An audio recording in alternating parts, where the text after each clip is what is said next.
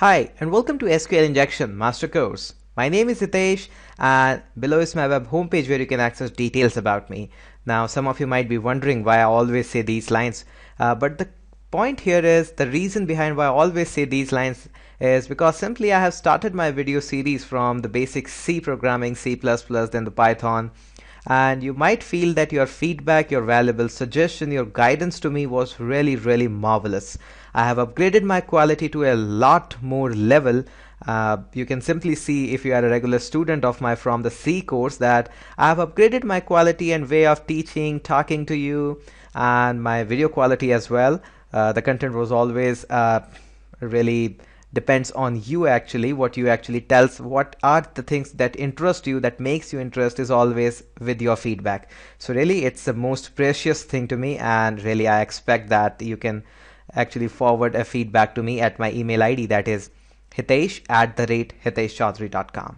So with that, let's move ahead with the next chapter that we have got here for you. And what I've got for here is a very good lesson. First of all, let me do a quick ls. I'm on the desktop. I should have been on the desktop. And here is our lesson 4.zip file. First of all, as always, I'll going to move the lesson zip to /var/www, and not like I'm going to mistake again transferring. I'll again transfer it to www. I'll not do that. I'll directly transfer it to the /master to save a bit of time for us. Okay, let me again travel to /var www master. Do a quick ls. Yes, lesson 4 file is here. I would like to unzip this content by giving this command. I hope it is quite visible to all of you. Image file and index, that's the only two file. Image file is to just make things annoying around here, and there is the index file just to have our codes running out. So what I can do, I can simply do a lesson 4. If I do that, here again we have got annoying image of something. I don't know really what is happening around here, but really annoying one. So if I put a question mark ID equals to 1 here, what my challenge here is to break the query, join the query, and run all the commands in between. So if I do a single quote out here, oops, nothing happens. Hint is error-based double quotes string. Now that might be very helpful for all of you, but really if I do a single quote, that doesn't gives me my favorite, you have an SQL syntax error. But this doesn't really implies that the application is secure. This doesn't say anywhere like this.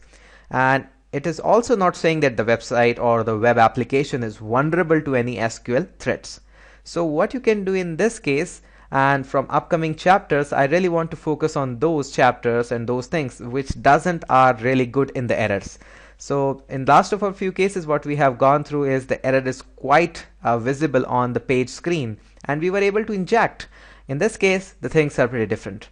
But this is quite a simple one. What you can do, you can simply put a backslash here and can get an error that says a double quote and a bracket. Whoa, that was the thing in this case. So what I can do, I can put a double quote, and in this case, yes, I have break the query. What I can do here is I can fix it by applying a hyphen and a plus sign. But this query is going to fix it? Is it that the question?